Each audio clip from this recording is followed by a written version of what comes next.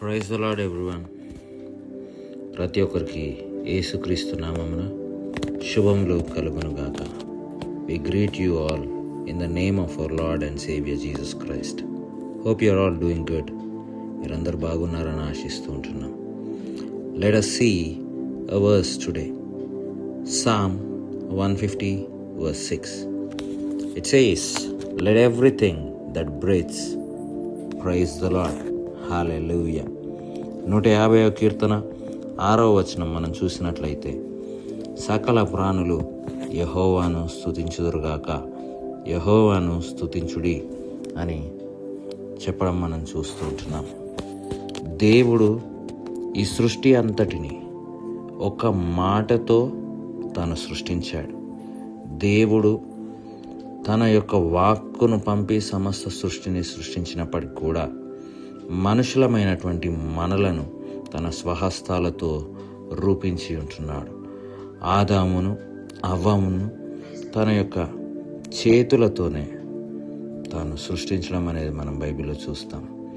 దేవుడు ఆయన వాక్యంలో చెప్తున్న విధంగా సకల ప్రాణులు యెహోవాను స్తుతించుదురుగాక, యెహోవాను స్తుతించుడి అని చెప్తూ ఉంటున్నప్పుడు, దేవుడు సృష్టించినటువంటి సృష్టి యావత్తు, దేవుడు సృష్టించినటువంటి భూమి మీద మనకు కనబడేటువంటి భూమిలో, ఆకాశంలో, నీటిలో కనబడేటువంటి జీవరాశులన్నీ కూడా యెహోవాను స్తుతించుతూ ఉంటున్నాయి. మనము ఈ సృష్టిని గనక గమనించినట్లయితే ఆకాశము, భూమి, సముద్రము సమస్తము దేవుని స్తుతించు ఆ దేవుని ఆజ్ఞకి లోబడి జీవిస్తూ ఉంటున్నాయి. కానీ దేవుని యొక్క రూపములో, దేవుని పోలికలో చేయబడినటువంటి మనుష్యులు మాత్రం దేవుణ్ణి నిత్యము స్తుతించలేకపోతూ ఉంటున్నారు.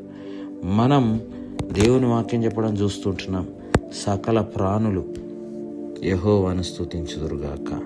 The whole creation which is created by the word of God is praising God.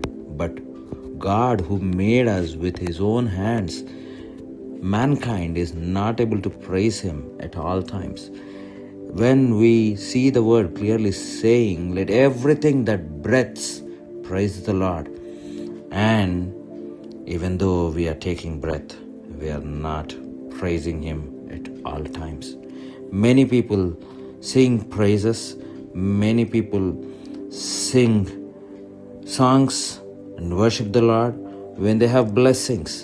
But the Lord clearly says, if we are alive, if we are having breath in our nostrils, we should be praising God. చాలా మంది మనుష్యులు ఆశీర్వాదాలు ఉంటే దేవుని స్తుతిస్తున్నారు.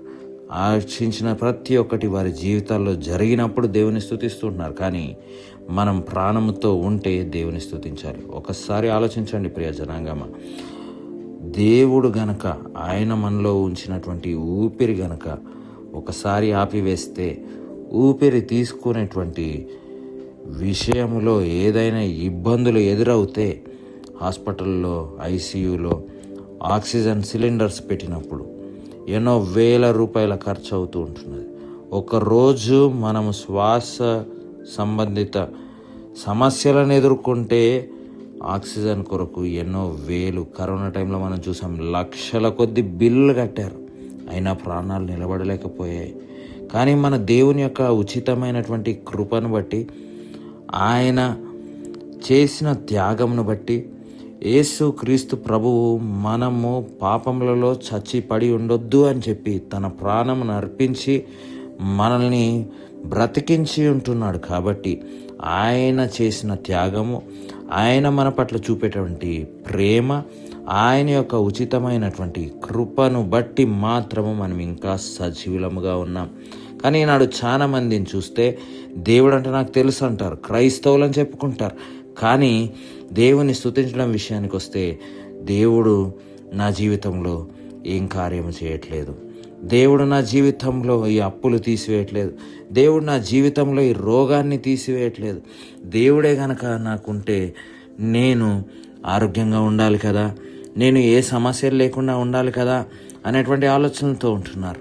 కానీ ఆ యొక్క ఎట్లాంటి ఇబ్బందులు, లాంటి పరిస్థితులు ఎదురైనా, ఎట్లాంటి సమస్యలు అనేటువంటి వలయంలో చిక్కుకున్నా కానీ మన జీవితంలో మనము శ్వాస తీసుకోగలుగుతూ ఉంటున్నామంటే, మనము ప్రాణముతో ఉన్నామంటే ఖచ్చితంగా దేవుణ్ణి స్తుతించే వరంగా ఉండాలి. దేవుణ్ణి స్తుతించడము మనము మన తుది శ్వాస వరకు దేవుని స్తుతించాలి. ఇంతకీ దేవుని స్తుతించినప్పుడు ఏం జరుగుతుంది అని ఆలోచిస్తుంటున్నావా? ఒకవేళ దేవుని స్తుతించినా ఏ ఉపయోగం లేదు అని అనుకుంటున్నావా? అపోస్తుల కార్యము 16వ అధ్యాయము 25-26 వచనాలు చూసినప్పుడు, మధ్యరాత్రి వేళ పౌలు శీలలు చెరసాలలో బంధింపబడి ఉన్నప్పటికీ కూడా దేవునికి ప్రార్థిస్తూ కీర్తనలు పాడుచూ దేవుని స్తుతించారు. దేవుణ్ణి ఆ విధంగా స్తుతించినప్పుడు వారి సమస్యలను చూడకుండా, ఏమి చూడకుండా దేవుణ్ణి కొనియాడుతూ ఉంటున్నప్పుడు మహాభూకంపము కలగడం, చెరసాల పునాదులు బద్దలైపోవడం, ప్రతి ఒక్కరి బంధకాలు తెంపబడడం, ఆ యొక్క చెరసాల తలుపులు తెరవబడము, వారికి ఉన్నటువంటి ఆ యొక్క సంఖ్యలు విడిపోవడము, ఈ రకమైనటువంటి విడుదల కార్యాలను మనం చూస్తాం. ఈరోజు నీ జీవితంలో ఏ సమస్యతో నువ్వు బాధపడుతున్నావో, ఏ అపవాది తంత్రములలో చిక్కుబడి భయాందోళనకరమైనటువంటి పరిస్థితుల్లో కూడా వెళ్తున్నావు అని నాకైతే తెలియదు. కానీ ప్రియ దేవుని బిడ్డ, దేవుని స్తుతించడం ప్రారంభించు. దేవా, నాకు ఏమీ ఉన్నా లేకున్నా నా యొక్క శ్వాస నాలో ఉన్నదంటే, నీ శ్వాస నాలో ఉన్నదంటే, నేను ఇంకా ప్రాణముతో ఉన్నానంటే, కోన ఊపిరితో ఉన్నా సరే నా శ్వాస విడిచేంత వరకు నేను నిన్ను స్తుతిస్తూనే ఉంటాను. ఒక నిర్ణయం తీసుకుంటావా? దేవుని స్తుతించుతూ ఉంటే, ఆనాడు పౌలు శీలలను ఏ విధంగానైతే దేవుడు విడిపించాడో ఆ విధంగా నీ జీవితంలో నీకు కావాల్సినటువంటి స్వస్థత, నీకు కావాల్సినటువంటి విడుదల, నీకు కావాల్సినటువంటి ఆశ్చర్యక్రియలు, మహత్ కార్యాలని దేవుడు నీ విశ్వసించిన ప్రకారంగా, నీ విశ్వాసానికి తగిన విధంగా నీకు చేయబోతుంటున్నాడు. కాబట్టి మనమందరము దేవుని స్తుతించే వరంగా ఉందామా? ఒక నిమిషం మనం ప్రార్థించుకునే వరంగా ఉందాం. అందరం కళ్ళు మూసుకున్నట్లయితే, పరిశుద్ధుడు మా గొప్ప తండ్రి, నీకు వందనాలు చెల్లిస్తుంటున్నాము నాయన. అవును తండ్రి, నీ కృపను బట్టి మాత్రమే మేము సజీవులముగా ఉన్నాం. మా యొక్క జీవితాల్లో ఈ మరి ఒక రోజును మేము చూడగలుగుతూ ఉంటున్నాం.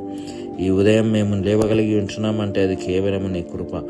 మా యొక్క జీవితంలో ఎన్ని ఇబ్బందులు ఎదురైనా, ఎట్లాంటి అవమానాలు ఎదురైనా, ఎట్లాంటి కష్టమైనటువంటి పరిస్థితులు ఎదురైనా, వాటన్నిటినీ పక్కన పెట్టి నాయనా ప్రభువా, విశ్వాసానికి కర్త అయినటువంటి యేసు క్రీస్తు ప్రభు వైపే చూస్తూ మీ యొక్క మార్గంలో మేము ముందుకు వెళ్తూ, మేము ఏ స్థితిలో ఉన్నా, ఏ స్థలమందున్నా నీ యొక్క నామమును స్తుతించి, కీర్తించి, ఘనపరిచే వరంగా మేమందరం ఉండడానికి, కేవలం పాటలు మాత్రం కాదు కానీ నాయనా, ఏ స్థలమందున్నా, ఏ పరిస్థితులలో ఉన్నా, తుది శ్వాస వరకు నేను స్తుతిస్తూ నీ పేరు ప్రకటించేటువంటి నిజమైనటువంటి నీ యొక్క ప్రజలముగా, నీ సాక్షులంగా మేమందరము ఉండడానికి మాకు సహాయం చేయమని, ఈ ప్రార్థనలో ఏకీభవించిన ప్రతి ఒక్కరిని మీరు ఆశీర్వదించి దీవించమని యేసు నామమున తండ్రి వేడుకుంటున్నాము స్వామి.